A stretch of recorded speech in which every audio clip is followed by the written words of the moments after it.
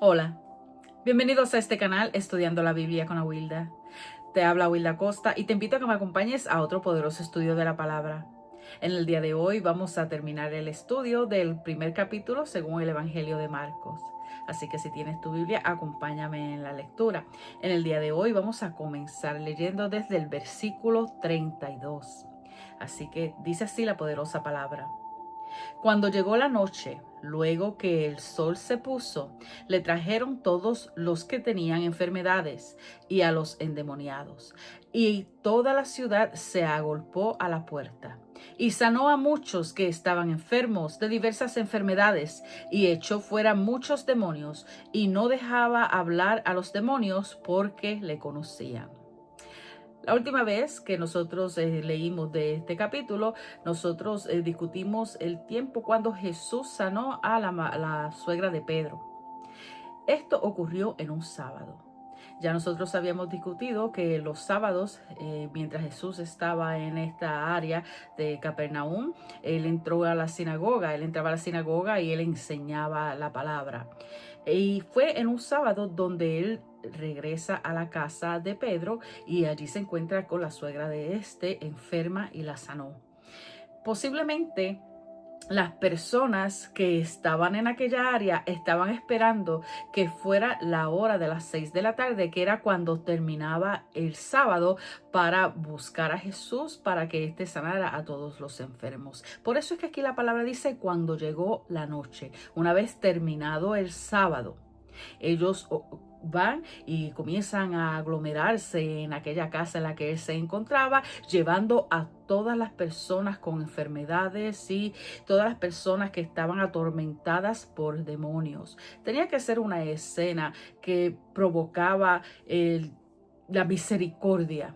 Todas las personas que estaban allí por fin veían una luz al final del túnel. Por fin veían una esperanza. Estaba allí Jesús. Ellos sabían primero lo que había ocurrido en la sinagoga cuando Jesús liberó a un endemoniado. El poder que Jesús mostró frente a todos los que estaban allí reunidos. Después la sanidad de la suegra de Pedro.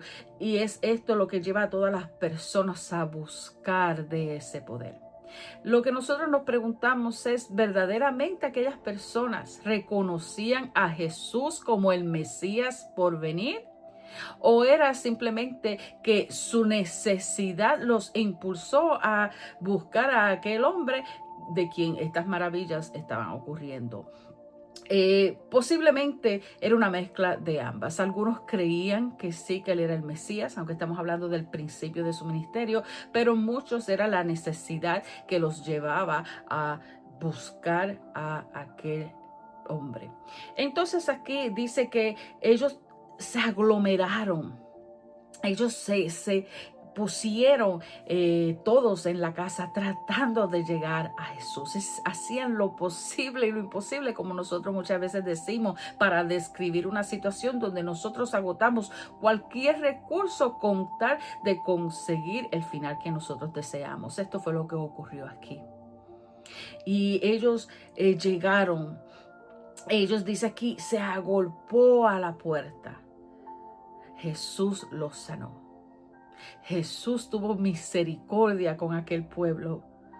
Jesús tuvo misericordia para reconocer la necesidad de un pueblo que había sido guiado por personas que estaban ciegas a la verdad del reino de los cielos. Y es aquí donde nosotros vemos que el Mesías, quien vino a sanar, quien vino a mostrarnos el amor del Padre, Él está aquí socorriendo a aquel pueblo en dolor. Y otro de los detalles que esta palabra dice, que cuando echó fuera a los demonios les decía que no hablaran. Y ya nosotros en la clase anterior, nosotros habíamos discutido la vez cuando Jesús libertó a un hombre endemoniado en la sinagoga, que Jesús no lo entretuvo con conversaciones, simplemente le ordenó que se callara y que saliera fuera de él. Y es aquí mismo lo que se nos está narrando cuando él estaba en aquella casa. Llegaron muchas personas con endemoniados, Jesús no los entretuvo. Jesús no tiene nada que hablar con un demonio. Y esto nos enseña que muchas iglesias, triste por decirlo, ellos tienen esta práctica de tener conversaciones con demonios cuando verdaderamente esto no es bíblico. Para mostrar el poder de Dios, la autoridad de Dios, simplemente se aplica a lo que aquí el maestro nos está enseñando. Y también era una manera de que los demonios no dijeran: este es el rey, este es el hijo de Dios, y aquellas personas tuvieran la tentación de coronarlo como rey en aquel momento. El momento de Jesús aún no había llegado, y para que el pueblo no tuviera una impresión de algo que no era, Jesús también le ordena a todos aquellos demonios a que se callaran. Aquí luego en el versículo 35 dice: levantándose muy de mañana, siendo aún muy oscuro, salió y se fue a un lugar desierto y allí oraba. Jesús había pasado la noche sanando y liberando a los endemoniados. Quizás nosotros humanamente pensamos que él tenía derecho de descansar, y claro que lo tenía, pero la necesidad de él tener comunión con el Padre, aquí nosotros vemos que dice que se levantó bien temprano, muy de mañana, aún era oscuro, y ya él estaba buscando estar ante la presencia de su Padre en una forma íntima, separado. Dice aquí que se fue a un lugar desierto, un lugar donde no hubieran interrupciones, y allí se fue a orar. Y yo quiero aquí aclarar unas cosas sobre la oración. La oración es una forma hermosa de nosotros comunicarnos con nuestro Dios.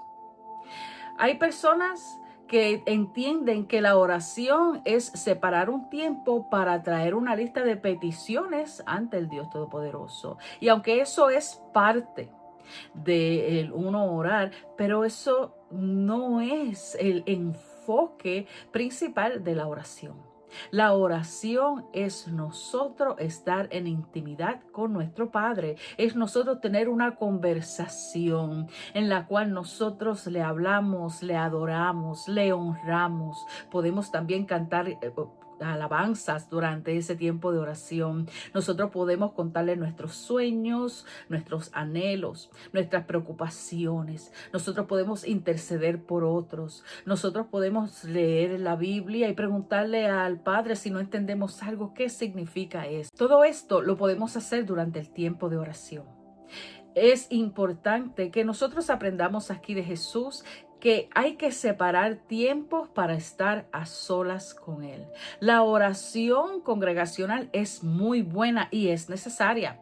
Las iglesias se reúnen para orar en común, para hacer intercesiones en común. Es hermoso, es necesario, pero nuestra relación personal con nuestro Señor, con nuestro Dios Todopoderoso, también requiere que nosotros apartemos ese tiempo donde no hayan interrupciones, donde solamente es nuestro corazón delante de nuestro Dios Todopoderoso. La oración para Jesús era sumamente principal. Jesús, ya lo dijimos, había estado ocupado toda la noche, sanando, liberando personas, derramando esa misericordia sobre aquel pueblo.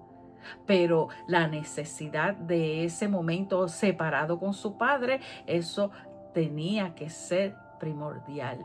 Y nosotros también tenemos esa invitación a nosotros a aprender a separar ese tiempo, ponerlo en la agenda, de la misma manera que nosotros tenemos una agenda donde nosotros sabemos a qué hora vamos a trabajar, a qué hora nosotros vamos a visitar a nuestros familiares, a nuestras amistades, de la misma manera que nosotros sabemos a qué hora se hace la cena, y todo esto, de la misma manera nosotros nos preparamos para separar siempre ese tiempo especial para nosotros dedicárselo a nuestro Padre en oración.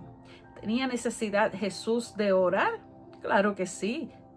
Porque orar no solamente es presentar una lista de peticiones, como ya dijimos, tampoco es un momento donde Jesús tenía que confesar algún pecado porque Jesús nunca pecó. Pero es ese momento donde nosotros reconocemos la dependencia de esa relación. Y eso era lo que Jesús estaba haciendo aquí. Jesús y el Padre eran uno. Jesús reconocía que esa relación era vital, que esa relación es lo que suple todas las necesidades de cualquier persona.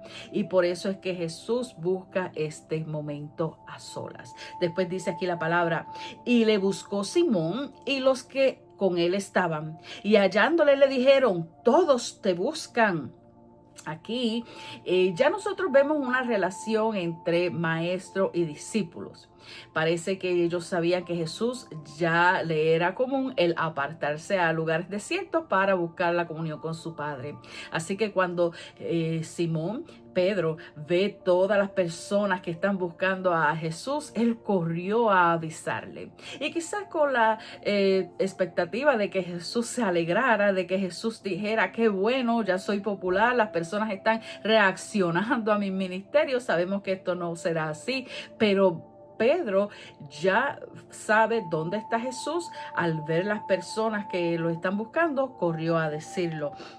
Entonces lo encontró, se lo dice, y esta es la respuesta que Jesús le da. Él les dijo, vamos a los lugares vecinos para que predique también allí, porque para esto he venido. Y predicaba en las sinagogas de ellos en toda Galilea y echaba fuera los demonios. Ellos estaban en Capernaum. En Capernaum, la casa era donde se encontraba la casa de Pedro. También allí habitaba Jesús. No nos dan los detalles si Jesús estaba viviendo cerca de la casa de Pedro, pero sí era en la misma área de Capernaum. Como ya hemos dicho antes, Capernaum es una ciudad rica, es una ciudad de mucho comercio y se encuentra justamente a la orilla del mar de Galilea. Y aquí la respuesta que Jesús le da a Pedro es una que va quizás a poner a Jesús exactamente en el lugar por el cual él se quiere dirigir. Jesús no vino a ganar popularidad.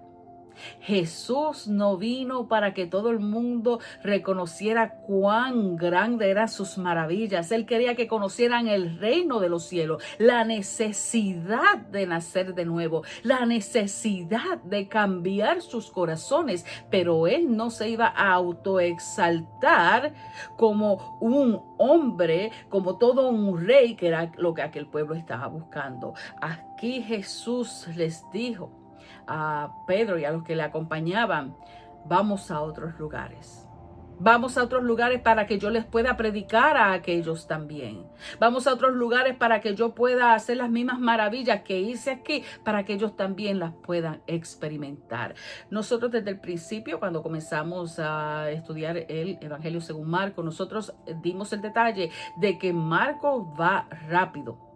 Marcos no nos habla exactamente de qué Jesús predicó, pero siempre nos va a mencionar los detalles de que sí, de que él buscaba hablarle al pueblo, de que era importante predicar las buenas nuevas. Y después dice aquí, él añade ese detalle nuevamente de que él predicaba y de que él echaba fuera los demonios. Como ya también discutimos en el Evangelio de Marcos, nosotros vamos a ver que Marcos va a exaltar mucho la obra de Jesús. Jesús predicaba, Jesús sanaba, Jesús liberaba a las personas, y Marcos hace ese enfoque de todo el servicio que Jesús practicó en medio de su pueblo. Recuerden, él le está escribiendo a los romanos y está presentando a Jesús como el siervo perfecto, el siervo de Dios, quien vino a servir a la humanidad. Entonces después en el versículo 40 dice, vino a él un leproso rogándole, hincada la rodilla, le dijo, si quieres puedes limpiarme. La lepra. Nosotros cuando estudiamos el Evangelio según Mateo, nosotros abundamos sobre este acontecimiento. Aquí nosotros repetimos que la lepra es una enfermedad que no solamente ataca la piel, ataca también los huesos. La lepra es una enfermedad que va destruyendo las extremidades, va destruyendo la piel. Primero comienza con unas llagas blancas, después comienza a decaerse todos los miembros de la cara, se le dañan los ojos, las orejas, la nariz, comienza un olor putrefaciente a salir. Es una enfermedad que es grotesca. En este tiempo, el ser leproso era algo totalmente despreciable. No había ninguna cura para esta enfermedad en este tiempo. Cuando alguien leproso aparecía, las personas, narra la historia, que le tiraban de piedras. Se les estaba prohibido ellos estar cerca de la comunidad. Cuando un leproso caminaba tenía que gritar impuro, impuro, impuro, para que las personas supieran que un leproso se acercaba y todo el mundo se saliera del lugar por el cual él iba a caminar. Pero muchos judíos lo que hacían era que se burlaban de ellos y, vuelvo a decir, le tiraban de piedras para que se alejaran. Era unas personas que estaban totalmente apartadas de la sociedad. Eran unas personas que estaban destinadas a morir de esta enfermedad que duraba años y años mientras comía toda su piel. Nosotros encontramos en los libros de la ley, en Levítico, 2 capítulos que se dedican completamente a esta enfermedad y todas las cosas que hay que hacer cuando esto ocurre. En este tiempo de Jesús habitaban muchos leprosos. Y estas personas, repetimos, tenían que estar totalmente fuera de todo acontecimiento social. Aquí vemos que este leproso llegó ante Jesús. Él tuvo que haber escuchado las cosas que estaban ocurriendo en el área del mar de Galilea, en todos estos pueblos por los cuales Jesús estaba caminando, estaba predicando y estaba sanando. Él tuvo que haber escuchado aquellas noticias y haber tenido una esperanza por primera vez de que quizás aquel hombre del cual él le escuchaba maravillas podía limpiarle. Y dice aquí la palabra que él se hincó de rodillas, él rogó a Jesús, él se humilló ante Jesús y lo que le dijo fue: si quieres, puedes limpiarme. Él le dio la voluntad a Jesús. Él le dijo: si tú quieres, tú puedes limpiarme. Tú tienes el poder. Yo reconozco que tuyo es el poder. Si tú quieres, límpiame. Entonces dice aquí el verso 41, y Jesús, teniendo misericordia de él, extendió la mano y le tocó y le dijo: quiero, sé limpio. Y así que él hubo hablado, al instante la lepra se fue de aquel y quedó limpio. Aquí nosotros vemos algo extraordinario. Lo primero que vamos a ver es Jesús se mueve a misericordia. Ya lo hemos dicho desde el primer momento que Jesús vino a sanar a aquel pueblo, no solamente de su decadencia espiritual, pero también físicamente. Él tuvo compasión de aquellas ovejas perdidas. Y aquí vemos que se acercó aquel leproso, quien nadie lo podía tocar, pero Jesús, quien puede sanar de tantas y tantas maneras diferentes. Él simplemente lo que tiene que decir es su palabra y las personas van a reaccionar a esa palabra, pero él decidió tocarlo. Él decidió tocar a aquel leproso, el cual las personas corrían de su lado. Ahora Jesús demuestra aquel amor, aquella misericordia tocándolo. ¿Cuántos años habían pasado que aquel hombre no experimentaba una mano amiga tocándolo? ¿Cuánto tiempo aquel hombre había vivido quizás con la esperanza de que llegara un momento como este? Y Jesús lo tocó. Jesús demostró su amor tocándolo. Y Jesús aquí dice que él dice: sí, quiero. En otras palabras, yo quiero darte de mi amor, yo quiero mostrar mi misericordia para contigo. Y lo tocó. Y dice, mientras él dijo aquellas palabras, su piel fue limpia, la lepra reaccionó a el toque de Jesús, reaccionó a la palabra de Jesús. Nada es imposible para el Hijo de Dios, nada es imposible para el Mesías. Y aquí lo vemos cumplido, aquí lo vemos cumplido y dice que en aquel instante quedó limpio. Después dice en el versículo 43, entonces se encargó rigurosamente y le pidió luego y le dijo, mira, no digas a nadie nada, sino ve, muéstrate al sacerdote y ofrece por tu purificación lo que Moisés mandó para testimonio a ellos. Aquí dice rigurosamente Jesús le está encargando a aquel leproso.